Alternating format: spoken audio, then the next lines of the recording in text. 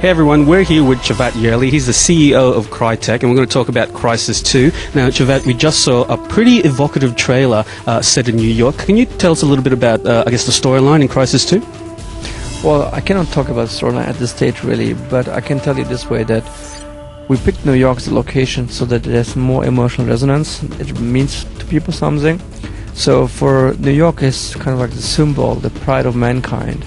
And we said, like, if the pride of mankind can go down, is in danger, every city in the world would be coming down pretty much. And so we position New York as a story, as a character itself, having its own arc, starting from the beginning up to the end game, where something big happens in New York, something that will be certainly a historical moment in that game, I believe.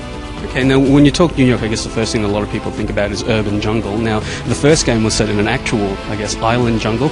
What does urban jungle, mean to the gameplay, and how does it affect Crysis 2? So the jungle concept has been the way we positioned jungle in Far Cry and Crysis has been about the gameplay. Jungle gameplay also meant sandbox gameplay. So you have a lot of free-flowing gameplay, and with Crysis with the nanosuit. And we said, how can we empower the nanosuit in an urban jungle? Through cars, through objects, through destruction. And as a gamer with nanosuit, we are now opposing challenges in this kind of bowl of sandbox experience. But also what we do is this horizontal experience now is elevated with a vertical experience, which is when you look at rooftops or a higher level, like the first level of Windows, for example. So we're trying to elevate the player through different heights so that we take advantage of an urban jungle and the verticality of it. Story has become a major focus in this one. You've actually brought on an award-winning author, Richard Morgan, to craft the story for you. Why did you guys decide to focus so much on storyline? Well, storyline was a area that was underdeveloped to the potential in Crysis 1.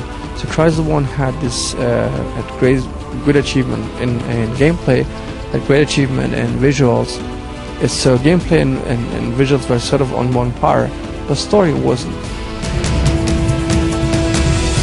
We cannot fight new wars with old weapons. We have higher standards nowadays. So we said, okay, we really need to work in with somebody who really knows his job. He knows he does it by passion. He loves games. And for me, it's been a dream because Richard is a great talent. He is great, and he certainly brings tons of creative ideas, and something that I think will make Crysis 2 very special because of that. And one of the other big pieces of news with Crysis 2, it is coming to consoles. For the first time, the Crysis series is coming to consoles. What can you tell us about the three versions? Will there be differences in the three? Are you planning to ship the exact same game on all three platforms? So fundamentally, the experience will be about the destructibility, about nanosuit and New York. And these three experiences will be translated to each platform with different skills. That being said, on 360 and PS3 you will get pretty much the same experience. It will be still awesome.